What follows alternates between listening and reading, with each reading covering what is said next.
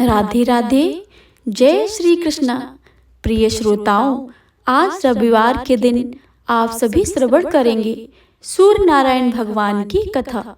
तो आप सभी से अनुरोध है कि इस कथा को पूरे भक्ति भाव और मन लगाकर पूरा अवश्य सुने और कमेंट बॉक्स में भगवान सूर्य नारायण की जय लिखना बिल्कुल भी मत भूलिएगा। आइए प्रेम से सुनते हैं भगवान सूर्य नारायण की कथा। तो प्रेम से बोले भगवान सूर्य नारायण की जय। एक था राजा और एक थी रानी। उनके पास सिपाही, घोड़े, दास दासियां, धन दौलत सब कुछ था। सिर्फ उन्हें संतान नहीं थी। इसी कारण राजा रानी बहुत दुखी रहते थे। संतान प्राप्ति के लिए उन्होंने हर तरह का दान धर्म, धार्मिक अनुष्ठान, जप मंत्र, व्रत पूजा पाठ किए, लेकिन कोई फायदा नहीं हुआ। अब राजा रानी दोनों ही बुढ़ापे की ओर बढ़ते गए। बुढ़ापे की ओर बढ़ते हुए तो क्या है कि दोनों गहन सोच में पड़ गए। अब हमारे इतने बड़े राज्य का क्या होगा और कौन बनेगा इस राज्य का वारिस, कौन लेगा प्रजा की जिम्मेदारी। राजा रानी दिन रात इसी चिंता में घुलने लगे। उन्होंने खाने पीने की सुध नहीं रहती थी। तो एक सुबह होता क्या है, राजा के दरबार में एक साधु आता है तो दासी रानी को इत्तला कर देती हैं।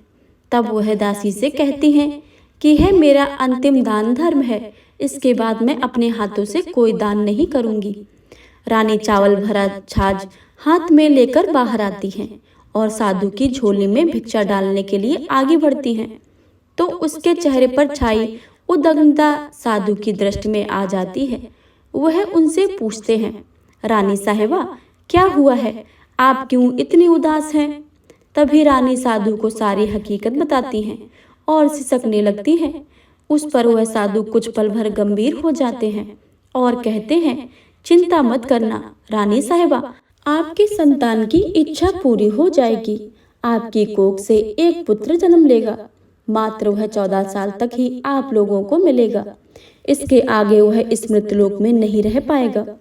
इससे बढ़कर आपको कुछ देना मेरे लिए संभव नहीं है।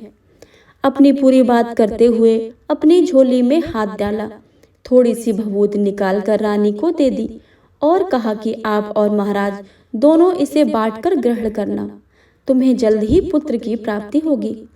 इतना कहकर साधु अपनी राह चला गया। उसके जाने के बाद रानी सोचने लगी, 14 साल तो 14 साल ही हैं, उतने समय के लिए हमें पुत्र मिलेगा, यही काफी है।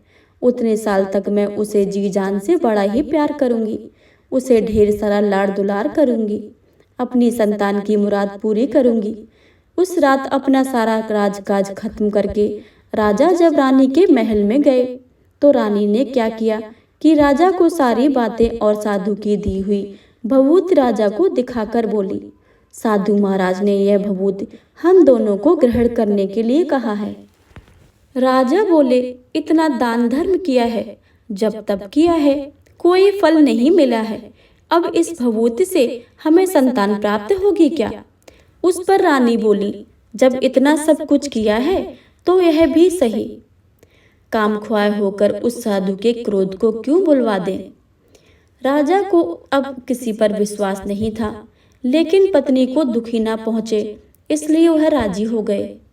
राजा राजी हो गए तो क्या होता है कि राजा रानी दोनों नहाते धोते फिर अपने भगवान का नाम स्मरण करते हैं, अपने पुरखों को स्मरण करते हैं और उस साधु महाराज का नाम स्मरण करके वह भभूत बांटकर दोनों खाते हैं। उसके बाद दोनों निश्चिंत होकर सो जाते हैं। तो कुछ दिन गुजर जाते हैं और साधु द्वारा कहे अनुसार रानी गर्भवती हो जाती है। उस पर राजा रानी दोनों की खुशियों में गगन नहीं समाते। राजा रानी से बोले, महारानी सचमुच साधु महाराज की कृपा हो गई है। तो 9 महीने 9 दिन और 9 घंटे पूरे होकर रानी ने एक सुंदर गोरे चिट्टे पुत्र को जन्म दिया। राजा ने बड़ी धूमधाम से पुत्र का नामकरण किया।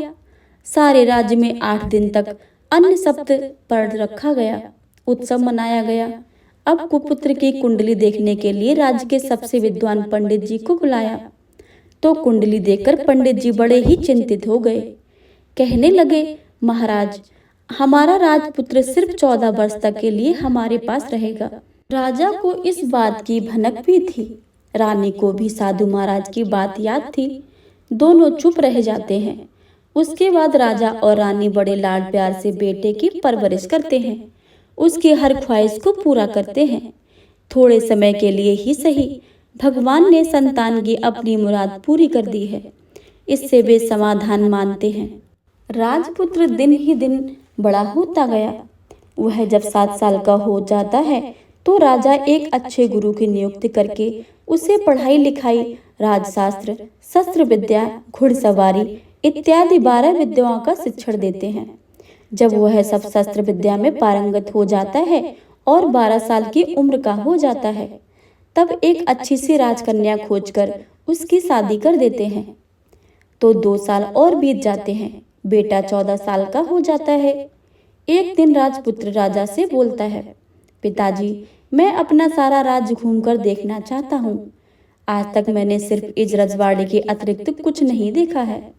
बेटे की बात सुनकर राजा चिंतित हो जाता है, क्योंकि पुत्र का 14वां वर्ष शुरू हो जाता है। अब कोई अनहोनी होने का वक्त नजदीक आ पहुंचा था, लेकिन राजा ये बातें पुत्र को नहीं बता सकता था। वह क्या करता कि चेहरे पर खुशी लाकर बेटे से कहता, हाँ हाँ जरूर जाओ बेटा, तुम अपना सारा राज्य घूम कर देखना चाहिए। कहाँ क्या है यह सब जानना चाहिए। कल मेरे बाद तुम्ही को तो राजा बनना है। मात्र एक बात ध्यान को रखें कि तुम जहाँ भी रहो, क्या कर रहे हो, यह बात अपनी पत्नी को नहीं बताना। पुत्र कहता है, ठीक है पिताजी, आपने जो कहा है मैं वैसा अवश्य करूँगा। तो होता क्या है कि राजपुत्र दिन भर अपनी पत्नी के साथ मौज मस्ती करता है, खुशियां मनाता है और रात को ठीक 12 बजे बिस्तर से उठकर बाहर चला जाता है। फिर पौ फटने से पहले वापस अपने महल में आकर सो जाता है। ऐसे बहुत दिनों तक चलता रहा। वह पुत्र को 14वां साल खत्म होने में कुछ ही दिन बाकी रहते हैं। इतने में क्या होता है कि उसकी पत्नी यानी छोटी रानी रात में जाग जाती है। वह देखती है कि बिस्तर पर राजपुत्र है ही नहीं। वह चुप से महल में जाकर सब कुछ जगह देखती है, तो राजपुत्र कहीं भी नजर नहीं आता। तो वह क्या करेगी, किससे कहेगी? वह चुपचाप रहती है। फिर भोर होने पर वह देखती है कि उसका पति अपनी जगह पर सोया हुआ है। वह पति के से कुछ नहीं पूछती है, लेकिन दूसरी रात भी वैसा ही होता है। तीसरी रात और चौथी रात, ऐसे बहुत दिनों तक दिन चलते रहे। रानी बहुत ही चिंतित हो जाती थी कि पति रात को जाता कहाँ है, किससे मिलने जाता है। उसके मन में ढेर सारे सवाल उठते हैं, लेकिन उसे पूछने से डर लगता था। शायद पति गुस्सा होकर बैठे। सास ससुर से पूछने के बारे में सोचा तो उसकी कुल मर्यादा में बीच में आ जाती थी। तो इस तरह मन ही मन वह कुढ़ती रहती थी। इस हालत में उसे खाने पीने में दिलचस्पी नहीं होती थी। वह दिन पर दिन दुबली और पतली हो जा रही थी।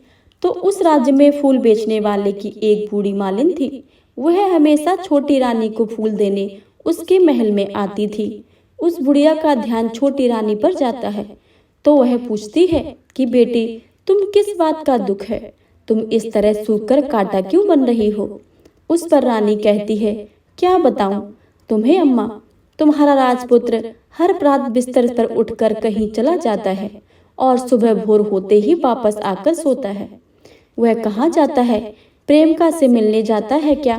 क्या सोच सोच कर मैं अन्न जल ग्रहण नहीं कर पाती हूँ और सूख सूख कर इस तरह से कांटा बन गई हूँ। बुढ़िया सब बातें सुनकर उसे एक उपाय बताती है, तो बेटी ऐसा करना, आज रात तुम सोना मत, उसके पीछे पीछे जाकर देखना कि वह कहाँ जाता है, क्या करता है, उसकी अच्छी तरह से पहरेदारी करना। पर मुझे नींद आ गई तो? तुम्हें नींद ना आए इसलिए एक काम करना, अपने बाएं हाथ की उंगली में एक जख्म करना, उस पर थोड़ी सी मिर्ची छिड़कना। उससे तुम्हें बड़ी जलन होगी और उस पीड़ा में तुम्हें रात भर नींद नहीं आएगी। रानी बुढ़िया के कहे अनुसार करती है। उंगली की जलन से उसे थोड़ी देर तक नींद नहीं आती, लेकिन बाद में वह सो जाती है। दूसरे दिन सब बुढ़िया फूल लेकर उसके महल में पहुंचती है और पूछती है, क्या हुआ बेटी, देख पाई कि पति कहाँ जाता है?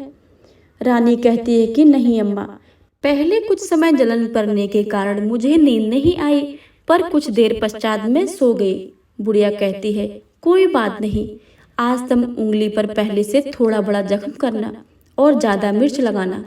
तो वो रानी वैसा ही करती है, परंतु वह सिर पति के बिस्तर से उठकर बाहर निकलते वक्त जग पाई।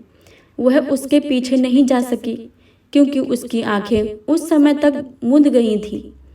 दूसरे दिन सुबह बुढ़िया आती है तो उसने पूछने से पहले ही रानी रोकर कहती है, अम्मा, मैं आज भी उनके पहरेदारी ठीक से नहीं कर पाई। बुढ़िया कहती है, रोना नहीं बेटी, सब कुछ ठीक हो जाएगा। तुम आज रात जख्म और बड़ा करना और उस पर ज्यादा मिर्च छिड़कना, और एक काम करना बेटी, जब वह जाने के लिए निकलता है तो उसका रास्ता रोकना। बुढ़िया ने जैसा बताया रानी ने वैसा ही करती है। आज रात उसे नींद नहीं आती है। पति रात 12 बजे बिस्तर से उठकर जब महल से निकलने के लिए चलने लगता है तो वह बुढ़िया ने जैसा बताया वैसा ही करती है।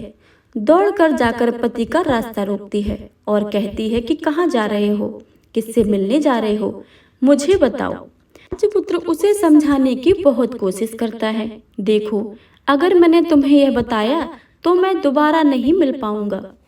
कोई बात नहीं, नहीं मिल पाओ, लेकिन आप रात में कहाँ जाते हो वह सब मुझे पहले बता दीजिए। राजपुत्र निरुपाय हो जाता है। पत्नी की जिद के आगे उसकी एक नहीं चल पाती है। ठीक उसी प्रकार उसी समय उसका 14वां साल खत्म होकर 15वां साल लगने वाला था।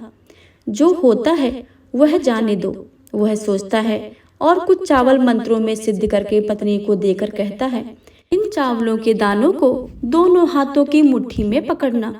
पहले दाएं हाथ में पकड़े चावल मेरे ऊपर फेंकना। मैं कौन हूँ तुम्हें पता चल जाएगा। बाद में बाएं हाथ में पकड़े चावल मेरे ऊपर फेंकना। मैं जैसा था तुम्हें मिल जाऊंगा। लेकिन यदि तुम बाएं हाथ के चावल मेरे ऊपर फेंकना भूल गई तो मैं तुम्हें कभी नहीं मिल पाऊंगा। नहीं भूलूंगी, रानी में बड़े आत्मविश्वास के साथ कहकर दाएं हाथ के पकड़े चावल पति के ऊपर फेंक देती है तो राजपुत्र एकदम एक विशाल घोड़ा बन जाता है। एकदम उम्दा, सफेद, गर्दन पर लंबी आयाल देखते देखते वह तेजी से दौड़ने लगता है। रानी उस समय घोड़े को एकदम भौचक्की होकर देखने लगती हैं और पति ने बाएं हाथ के चावल फेंकने की जो बात कही थी वह भूल जाती हैं। उसकी आंखों के सामने घोड़ा महल के बाहर निकल कर जाता है। घोड़ा जो महल से बाहर जाता है तो वापस ही नहीं आता। अब रानी को बड़ा पश्चाताप होता है। वह स्वयं को कोसने लगती हैं, लेकिन अब उसका कोई फायदा नहीं होने वाला था। राजपुत्र अब वापस नहीं आने वाला था। सुबह होते ही महाराज महारानी को सब पता चल जाता है। वह उन्हें बहुत दुख होता है। वे बिस्तर पकड़ते हैं और राह देखते हैं कि एक दिन उनका बेटा वापस आ जाए। इस तरह 1 महीना गुजरता, 2 महीने गुजरते, 3 महीने गुजरते, आखिर 6 महीने पूरे होते हैं। राजपुत्र का कोई अता पता नहीं लगता। प्रधान राजपुत्र को ढूंढने के लिए राज के गांव-गांव सिपाही भेजते हैं, लेकिन उन्हें कोई सफलता नहीं मिलती। इधर रानी अपनी हट के कारण पति गायब हो गया यह सोचकर स्वयं ही मन को मन कोसती हैं और प्राण लेती हैं कि कुछ भी करके पति को ढूंढ ही लाएंगी और उसे वापस लेकर ही आएंगी। एक दिन वह सुबह उठकर सासुर के महल में जाती हैं और कहती हैं कि मैं अपने पति की खोज में जा रही हूँ। महाराज महारानी को और क्या चाहिए था, कुछ भी करके उनका बेटा वापस मिलना चाहिए था। वे बहू को जाने की अनुमति देकर कहने लगे, बेटी तुम जो चाहो करो, वहाँ जाना, लेकिन मेरे बेटे को वापस लेकर ही आओ। भगवान तुम्हें कामयाबी दे। अब रानी क्या करती कि अपना सीधा वेश बदलकर एक सेठानी बन जाती है। कुछ दास दासियों को, कुछ नौकरों को साथ में लिया, कुछ सामान साथ में लिया और राज्य की सीमा पर जाकर वहां एक भोजनालय खोल लिया। अब आने वाले सब यात्रियों को खाना मुफ्त में देने लगी। मात्र एक शर्त रखी कि खाने वालों को उसकी दिखाई कोई अजीब चीज उसकी मालकिन को यानी राजकन्या को बतानी पड़ेगी। तो वहां आने वाले हर नागरिक अपनी तरफ से मैंने यह देखा है, मैंने यहाँ देखा है कहकर वहां से मुफ्त खाना खाकर जाता था। परंतु रानी को जो बात चाहिए थी वह अभी तक नहीं मिली थी। ऐसे ही कुछ दिन बीत गए तो इधर क्या होता है कि रानी के महल फूल लेकर जाने वाली बुढ़िया से एक बेटा और एक बहू थे। उनका एक छोटा बेटा था, यानी बुढ़िया का एक पोता था। तो बेटा और बहू सुबह शाम काम के लिए निकलते थे, तो पोते को संभालने की जिम्मेदारी बुढ़िया की ही रहती थी। बुढ़िया दिन भर पोते को संभालती थी। एक दिन क्या होता है कि बुढ़िया को पान खाने की आदत थी, तो पान लगाने के लिए चूना चाहिए था। उसे तैयार करने के लिए सीपियाँ लेकर आई। इन सीपियाँ भूनने के लिए गोबर के कंडे चाहिए थे। कंडे इकट्ठा करने के लिए वह बांस की टोकरी लेकर चरवाहे के मैदान में गई। वहाँ बहुत सारे कंडे थे। उन्हें जमा करते करते उसे घर आने में अंधेरा हो गया। इस ओर शाम होते होते ही काम से वापस बेटा बहू घर पहुँचे तो देखा कि बच्चा घर पर अकेला है और रो रहा है। वे दोनों गुस्से से लाल पीले हो गए। इतने में बुढ़िया घर आ पहुंची। बेटा ने पूछा, पोते को घर पर अकेला छोड़कर कहाँ गई थी? बुढ़िया बताने लगी कि मैं गोबर के कंडे इकट्ठे करने गई थी। इस पर बेटा बोला, दोबारा बच्चे के अकेला घर पर यदि छोड़कर जाओ तो मैं तुम्हें बहुत पीटूंगा। बुढ़िया कहने लगी, नहीं बेटा, फिर कभी ऐसा नहीं करूंगी। लेकिन दूसरे ही दिन बुढ़िया वह बात भूल गई और फिर चरवाहे के मैदान में कंडे इकट्ठा करने चली गई। शाम को जब बेटा बहू काम से वापस लौटे तो देखा कि बच्चा घर पर अकेला है और रो रहा है। अब उसके बेटे की सहन शक्ति खत्म होने लगी और बुढ़िया के वापस आने पर उसे घर से निकाल दिया। बुढ़िया रात भर घर के बाहर अंधेरे में बैठी रही और सुबह होते ही हाथ में टोकरी लेकर कंडे इकट्ठे करने लगी। उस दिन उस कंडे में इकट्ठा करने का मानो पागलपन सवार था। कंडे इकट्ठा करते करते कब अंधेरा छा गया उसे मालूम ही नहीं चला। उसे जब ध्यान आया तो गांव का रास्ता भी ठीक से नहीं दिख रहा था। वह अंधेरे में आंखें फाड़ फाड़ कर देखती देखती किसी तरह आगे निकल पड़ी। तो क्या होता है कि एक कपिला गाय छन छन की आवाज करते, गले की घंटी बजाते ठुमक ठुमक कर उस मैदान पर आ जाती हैं। उसे देखकर बुढ़िया सोचने लगती है कि इस गाय के पीछे पीछे जाऊंगी तो गांव में पहुंच जाऊंगी। तब बुढ़िया उसके गाय के पीछे पीछे जाने लगी।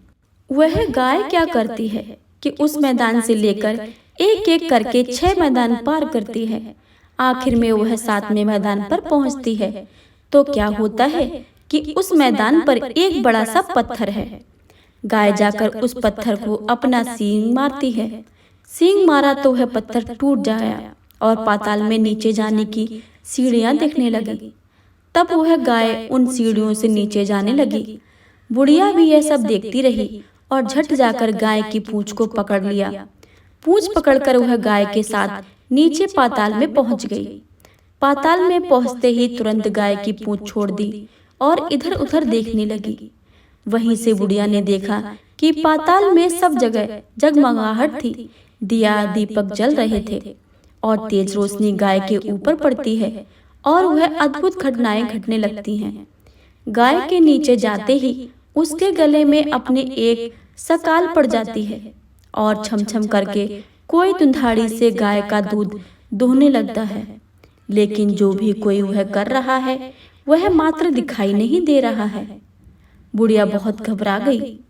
कहाँ आकर फंस गई हूँ, यह सोचने लगी और वहां छिप जाने के लिए जगह ढूंढने लगी। लेकिन उसे कहीं भी जगह नहीं मिली। हर जगह उजाला ही उजाला था। तो वह एक कोने में खड़ी रहकर और सब कुछ सामने हो रहा था वह चुपचाप देखने लगी। कुछ पल के बाद वह झट से एक उम्दा सफेद घोड़ा आया। वहां 2 कुंड थे। उसमें से एक कुंड में उस घोड़े ने छलांग लगाई और ऊपर आ गया। अब उसे राजपुत्र का रूप प्राप्त हो गया। राजपुत्र बनने के बाद उसने दूसरे कुंड में पानी में स्नान किया। वहां रखे नए कपड़े पहने। नजदीक ही एक सुंदर पलंग था, उस पर आकर बैठ गया। उसके सामने अपने आप 5 पकवानों की थाली आ गई। दूध की एक प्याली आ गई। पान सुपारी आ गया। उसके सामने एक दिया जलता रहा। राजपुत्र ने खाना खाया, दूध पिया, पान सुपारी खाया और बिस्तर पर लेट जाने से पहले सूर्यदेव का स्मरण करके अपने जलते दिए से पूछा, दिए दिए दीपंकर, मेरा माता पिता क्या कर रहे हैं? दिया बताने लगा, बेटे के शोक में डूबे हैं। राज्य कौन संभाल रहा है? राज्य प्रधान संभालता है। मेरी पत्नी क्या करती है? उसने चौराहे पर भोजनालय शुरू किया है और आते जाते लोगों से वह नई खबरों के बारे में पूछती है। दिए के है कहते ही राजपुत्र कहता है, ठीक है। उसके बाद वह सो गया। बुढ़िया कोने में खड़ी रहकर यह सब देखती रही। ऐसी अद्भुत घटना उसकी जिंदगी में पहली बार देखी है। उसे अंदर ही अंदर चुलबुलाहट होने लगी और भूख प्यास भूल गई। और आगे क्या होता है कि उत्सुकता में देखने लगती है। लेकिन उसके बाद कुछ ऐसी घटनाएं घटती हैं। रात गुजर हुई और सुबह हो गई। सुबह होने पर पलंग पर सोया राजपुत्र उठा और फिर से पहले कुंड में छलांग लगाई तो वह फिर से घोड़ा बनकर कुंड से बाहर आ गया।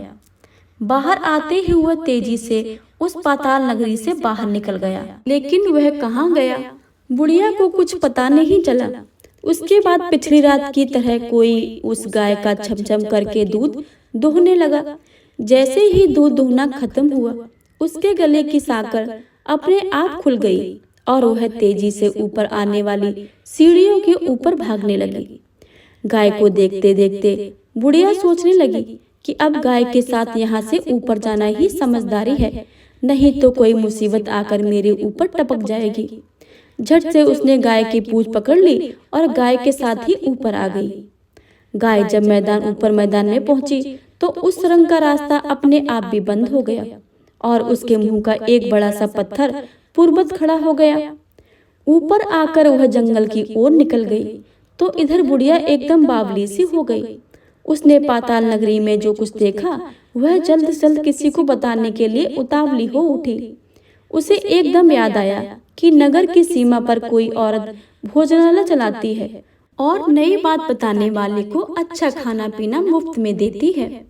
वह सोचने लगी, क्यों ना मैं यह बात उस औरत को जाकर बताऊं। यदि उसे यह बात पसंद आई तो बाकी जीवन खाने पाने की झंझट से मुक्ति मिल जाएगी। बुढ़िया ने मन में तय किया और तुरंत उस भोजनालय के द्वार पर टंगे नगाड़े के सामने खड़ी हो गई और जोर जोर से नगाड़ा बजाना शुरू कर दिया। नगाड़े की इस तरह सुनकर मालकिन यानी छोटी रानी मन में प्रसन्न हो जाती हैं कि शायद कोई बड़ी बात लेकर यहाँ आया है। रानी सिपाहियों को आदेश देती हैं, जाइए और जो कोई आया है उसकी अच्छी खातिरदारी कीजिए। आदेश पाते ही सिपाही नीचे दौड़ गए तो एक बुढ़िया नगाड़ा बजा रही थी। उन्होंने पूछा, क्यों रे बुढ़िया, क्या हुआ, क्यों नगाड़ा बजा रही है? बुढ़िया बोली, कुछ नहीं बेटा, यह खाना मिलता है ना, इसलिए आई हूँ। खाना चाहिए, मिलेगा, लेकिन तुझे कोई नई बात बतानी पड़ेगी। हाँ बताऊंगी, एक बात मालूम है मुझे। इस पर सिपाही उसे अंदर लेकर अपने मालकिन का आदेश था कि कोई बूढ़ा बुजुर्ग वहाँ आए, उनके साथ अच्छी तरह पेश आना है, उनका अच्छा आदर आतिथ्य करना है। तो सिपाहियों ने इस बुढ़िया का भरपूर आदर आतिथ्य किया। उसे बड़ी सी थाली भरकर व्यंजन परोसते हैं। बुढ़िया कुछ दिनों से भूखी थी, वह खाने पर टूट पड़ी। खाना खाने के बाद सिपाहियों ने उसे नई साड़ी पहनने को दी। उसके बाद उसे लेकर रानी के पास गए। बुढ़िया और रानी ने तुरंत एक दूसरे को पहचान लिया। बुढ़िया बोली, बेटी तुम? और रानी बोली, अम्मा तुम? बड़ी देर तक दोनों भांति भांति की बातें करती रही। आखिर कुंवारिन बुढ़िया से कहने लगी, अम्मा अब बताओ तुमने क्या बात नहीं देखी है? नई बात? मैंने कोई नई बात नहीं देखी है। वह तो मेरे पास तुम्हारे लेने के लिए खाने के पैसे नहीं थे, इसलिए मैंने झूठ बोला और नगाड़ा बजाया। रानी ने कहा, अम्मा घबराना नहीं, मैं किसी को तुम्हारा नाम नहीं बताऊंगी। फिर भी बुढ़िया ने मैंने क्या देखा है, कब देखा है करके आनाकानी करने लगी। इस पर कुंवारिन ने उसने कहा, देखो अम्मा, यदि तुमने मुझे यह बात नहीं बताई तो जिंदगी भर तुम्हारी देखभाल करूंगी, तुम्हें रानी माता की तरह रखूंगी। अब बुढ़िया बताने को तैयार हो गई। उसने जो उस चरवाहा वाले मैदान पर देखा था वह सब कुछ रानी को बता दिया। बुढ़िया की बातें सुनकर रानी को यकीन हो गया कि वह राजपुत्र उसी का पति है। वह तुरंत बुढ़िया से कहने लगी, अम्मा मुझे उस जगह पर ले चलो। नहीं बेटी, वह पाताल राज्य है, सांप है, यदि किसी ने तुम्हें देख लिया तो तुम्हारी जान खतरे में पड़ सकती है। लेकिन रानी उसकी एक ना सुनती, उसे उसी जगह ले जाने के लिए हट करने लगी। आखिर में बुढ़िया ने उसका कहा मान लिया और कहने लगी, ठीक है, मैं तुम्हें वहां लेकर चलती हूँ, पर आज नहीं कल। वहां जाना है तो शाम को ही जाना होगा। तो दूसरे दिन दोपहर को रानी बुढ़िया के साथ उस मैदान पर गई और एक जगह छुपकर गाय के आने की राह देखने लगी। दिन ढलते ही अंधेरा घिरने लगा और गाय हमेशा की तरह वहां आ गई। मैदान के उस कोने से जाकर उसने पत्थर पर सींग मारा तो झट से पत्थर हटकर वहां सुरंग में जाने का रास्ता खुल गया। गाय उसे रास्ता से नीचे उतरने लगी तो बुढ़िया रानी से कहती है, जल्दी जल्दी आगे बढ़ो बिटिया, हम गाय की पूंछ पकड़कर नीचे उतरेंगे। तो दोनों गाय की पूंछ पकड़कर नीचे उतर गईं। बुढ़िया पहले जिस कोने में छिपी थी उस कोने में छिप गई। अब नीचे सब कुछ पहले जैसे घटित हो रहा था। गाय के गले में अपने आप साकड़ पड़ गई और अदृश्य रूप में उसका दूध दूहने लगा। एक सफेद उम्दा घोड़े ने आकर एक कुंड में छलांग लगाई तो राजपुत्र के रूप में ऊपर आया। वह राजपुत्र दूसरे कुंड में नहाने लगा। बाद में उसके सामने खाने की थाली आ गई, दूध की प्याली आ गई, पान बीड़ा भी आ गया। राजपुत्र सब ग्रहण करके सोने के लिए पलंग पर गया तो सोने से पहले सूर्य देव का स्मरण करने कर दिए से पूछने लगा, दिए दिए दीपांकर, मेरे माता पिता क्या कर रहे हैं? तो दिया कुछ जवाब नहीं देता, बल्कि वह बुझने लगता है। तब राजपुत्र का कुछ अघटित हुआ, इसका संदेह हुआ। वह उदास हो गया और जो कुछ हुआ है वह जाने दो, ऐसा सोचकर सोने के लिए बिस्तर पर लेट गया। अब रानी का संयम छूट गया। वह दौड़कर पति के पास गई और उसके पैर पकड़ने के लिए आगे बढ़ने लगी। राजपुत्र तुरंत ही पत्नी को पहचान गया। वह झट से पीछे हट गया और चिल्लाने लगा, नहीं नहीं, मुझे मत छूना, सर्वनाश हो जाएगा। रानी दोनों हाथ जोड़कर पति से अपनी भूल स्वीकार करने लगी। स्वामी, मुझसे भूल हो गई है। मुझे आपसे नहीं पूछना चाहिए था कि आप रात को कहाँ जाते हो। मैं अपनी भूल स्वीकार करती हूँ। मुझे मेरी भूल की सजा मिल गई है। अब आप घर चलें। आपके वियोग में आपके माता पिता ने बिस्तर पकड़ लिया है। आपकी प्रजा भी बहुत दुखी है। उस पर राजपुत्र कहने लगा, वही तो, एक बार तुम गलती कर बैठी हो, अब दोबारा मत करना, नहीं तो अब मैं जो तुम्हें दिख रहा हूँ वो भी नहीं दिखूंगा। रानी अब विलाप करने लगी, जोर जोर से जमीन पर सिर पटकने लगी। राजपुत्र के मन में उसके प्रति दया उत्पन्न हो गई। वह उससे कहने लगा, यदि तुम मुझे पाना चाहती हो तो तुम एक काम करना पड़ेगा। काम कठिन है, लेकिन तुम अकेले करना होगा। कहो स्वामी, कितना भी कठिन काम हो मैं वह पूर्ण करूंगी, रानी कहने लगी। इस पर राजपुत्र ने उसे बताया कि इस पाताल से ऊपर जाते ही एक घना जंगल नजर आएगा। ऐसे 6 जंगल पार करने के पश्चात 7वां जंगल मिलेगा। वह जंगल सबसे घना है। उस जंगल के बीचों बीच एक पीपल का पेड़ है। उसके आसपास की जगह पत्ते, फंदे, जटाएं, कांटे इत्यादि से ढक चुकी हैं। वहां बाघ, शेर, सांप, भालू सभी धमा चौकड़ी में बैठते हैं। तुम्हें उन सब को भगाकर वह जगह साफ करनी होगी। उसकी गोबर से लिपाई पुताई और उसको पवित्र बनाना होगा। रंगोली से सजाना होगा। उसके बाद वहां धूप, कपूर, अगरबत्ती जलानी होगी। फूल कुमकुम से पेड़ के तनों की पूजा करनी होगी। दूध दही से बने चावल का भोग चढ़ाना होगा। ये सब तुम्हें दोपहर को 12 बजे के बाद पहले ही करना पड़ेगा। 12 बजने के समय तुम्हें उस जगह पर बैठकर सूर्य भगवान का ध्यान करना। ठीक 12 बजे सूर्य भगवान का रथ वहां उतरेगा। वे सब वहां देखकर खुश हो जाएंगे और कहेंगे कि जिस किसी ने यह सब किया है उसे मैं मन चाहा फल दूंगा। तो तुम सामने जाकर उनके रथ के दाहिना घोड़ा मांगना, मैं तुम्हें मिल जाऊंगा। इतनी बात कहकर राजपुत्र अपने पलंग पर सो गया और छोटी रानी भोर होने की राह देखने लगी। भोर होते ही वह बुढ़िया के साथ गाय की पूंछ पकड़कर ऊपर आ गई ऊपर आने के बाद वह बुढ़िया से कहने लगी, अम्मा अब मैं अकेली ही आगे जाऊंगी, तुम भोजनालय वापस जाओ। वह जंगल में जाकर राजपुत्र की बताई जगह ढूंढने लगी और स्वयं आरी से वह सब साफ करने लगी। बाद में राजपुत्र ने जैसे बताया वैसी लिपाई पुताई करके वापस आ गई। दूसरे दिन पौ फटने से पहले उठी और जंगल में उस जगह पहुंची। वहां जाकर इत्र गुलाब का पानी छिड़क कर वह जगह सुगंधित की, धूप अगरबत्ती जलाकर उसे पवित्र किया और पूजा की सब सामग्री वहां तैयार रखकर सूर्य भगवान का ध्यान करने बैठ गई।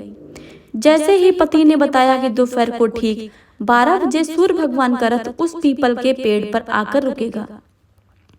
सूर्य भगवान ने जब रथ से नीचे देखा तो सुगंधित वातावरण देखकर वे बहुत प्रसन्न हो गए। फिर वे बोले, जिस किसी ने यह काम किया है यह आकर मुझसे कोई वरदान मांग ले और मैं उसे दे दूंगा। रानी ने जब यह शब्द सुनते ही वह तो बिना समय गवाए दौड़कर उनके सामने आ गई और उनको साष्टांग नमस्कार करके बोली, भगवान वह मैं वही हूँ, मैंने ही इस जगह को साफ किया है। अच्छा तो तुम जो चाहिए वह मांगो। भगवान मुझे आपके रथ का दाहिना घोड़ा चाहिए। सूर्य भगवान बोले, नहीं नहीं, मैं तुम्हें कुछ और भी दे सकता हूँ, लेकिन यह घोड़ा नहीं दे सकता। मेरे रथ के 12 घोड़े हैं, तुम चाहो तो कोई और घोड़ा मांग लो, लेकिन यह दाहिना घोड़ा नहीं, वह मैं तुम्हें नहीं दे सकता हूँ। छोटी रानी ने एक नहीं सुनी, वह सूर्यदेव से एक बात कह रही थी, वही दाहिना घोड़ा दे दीजिए, नहीं तो मैं आपके पैरों में गिरकर अपनी जान दे दूंगी। सूर्यदेव धर्म संकट में पड़ गए। उन्होंने वचन दे दिया था, अब अपने वचन से पलट गए तो नहीं हो सकते थे। ठीक है, दिया तुम्हें घोड़ा, सूर्यदेव ने कहा। फिर एक बात और भी कही, देखो मैंने तुम्हें घोड़ा तो दिया है, लेकिन वह तुम्हें यहाँ नहीं मिलेगा, तुम्हें उसे पाताल में जाकर ही लाना होगा। रानी बोली, पाताल में? मैं क्या भगवान, मैं उन्हें पाने के लिए कहीं भी जा सकती हूँ। रानी को वचन सुनकर सूर्यदेव अपने मार्ग में चले गए और इधर रानी जंगल से अपने भोजनालय में आ गई। फिर वह बुढ़िया को लेकर उस मैदान पर आ गई।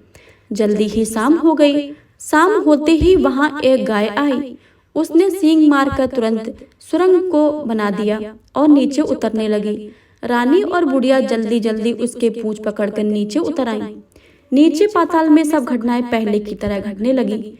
घोड़े का एक कुंड में नहाकर राजपुत्र बन जाना, नहा धोकर पलंग पर बैठ जाना, तो उसने थाली खाने की, दूध की प्याली आना, पान बीड़ा आना। लेकिन आज एक बात नहीं घटी। आज 2 थाली, 2 दूध की प्याली, 2 पान के बीड़े उसके सामने आए। वह कुछ नहीं बोला। उसने हिस्से की थाली खाकर, दूध पीकर और पान बीड़ा चबाकर वह सोने चला और हमेशा की तरह दिए से पूछने लगा, दिए दीपांकर, मेरे माता पिता क्या करते हैं? दिया ने बताया, वे दोनों बहुत शोक से मरने की स्थिति में पहुंच गए हैं। ऐसा झट से उसकी आंखों से आंसू टपकने लगे। फिर वह पूछने लगा, दिए दीपांकर, मेरा राज्य कौन चला रहा है? तुम्हारा राज्य प्रधान चला रहा है और सब कुछ हड़प चुका है। वह प्रजा पर बहुत अत्याचार कर रहा है। सुनकर राजपुत्र को बहुत गुस्सा आया। वह गुस्से से अपने मुट्ठी भींचने लगा। वह पूछने लगा, दिए दीपांकर, मेरी पत्नी क्या कर रही है? अब दिया कुछ नहीं बोला, चुप रहा। अब रानी का संयम जवाब दे गया। वह दौड़कर पति के गले लग गई। अब मैं तुम्हें मिल गई हूँ, राजपुत्र कहने लगा। सच कहते हो? आप फिर से सा घोड़ा तो नहीं बन जाओगे? नहीं, दोबारा घोड़ा नहीं बनूंगा। मैं तुम्हें जो इतने सारे संकट कष्ट उठाए हैं मुझे पाने के लिए, इसलिए सूर्यदेव ने मुझे सदा के लिए घोड़े के जन्म से मुक्त कर दिया। राजपुत्र ने बड़े प्यार से कहा और उसे गले लगाया। उसके पोछे आंसू पोछे और कुछ देर के पश्चात भोर हो गई तो गाय की श्रृंखला टूटकर उसे ऊपर भूलोक जाने लगी। रानी, राजपुत्र और बुढ़िया उसके पूंछ पकड़कर ऊपर आ गए। ऊपर आने पर वे सीधे भोजनालय में पहुंचे। वहां का सारा सामान लोगों में बांट दिया और उसका ताला लगाकर अपने राज्य में लौट गए। राजपुत्र वापस आता और उसके तेवर देखकर प्रधान घबरा गया। राजपुत्र ने उसे बंदी बनाकर कैद खाने में डाल दिया और राज्य का बागडोर अपने हाथों में ले ली। उसके बाद वह अपने माता पिता को मिलने और उनके महल गया। तब राजपुत्र को क्या दिखता है कि उसके माता पिता उसके शोक में अस्थिर पंजर बन गए हैं। पुत्र को वापस आया देखकर मरणासन राजा रानी की आंखों से आंसू टपक टपक बहने लगे। इन दोनों ने पुत्र को गले लगाया, उसे प्यार से सहलाया। इतना होने के बाद उनके सेहत से एकदम सुधार आने लगा। वे अब बिस्तर से उठकर बैठ गए, पुत्र को आशीष देने लगे। राजपुत्र के आने की खबर तुरंत राज्य में फैल गई। प्रजा खुशी से फूली नहीं समाई। प्रजाजन राजमहल के सामने इकट्ठे हो गए। राजपुत्र ने भी उन्हें दर्शन दिए और आज से उन्हें कोई दुख नहीं पहुंचाएगा, ऐसा वचन दिया। अब राजा अपने पुत्र का राज्याभिषेक करके उसे सिंहासन पर बिठाता है और बहू को महारानी का दर्जा देता है और स्वयं अपनी पत्नी के साथ ईश्वर स्मरण के लिए खुशी खुशी दिन बिताता है। महाराज बना राजपुत्र अच्छी तरह से राज चलाने लगा और अपनी पत्नी के साथ सुख और शांति से जीवन बिताने लगा। उस बुढ़िया को रानी ने अपने ही पास रख लिया, उसकी अच्छी तरह से देखभाल करने लगी। बुढ़िया और उसके बुढ़ापे के दिन खुशी से गुजर गए। तो हे सूर्यदेव महाराज, आपकी इस कथा को पढ़ने वाले, सुनने वाले तथा हुंकार भरने वाले सब पर अपनी कृपा बनाए रखना।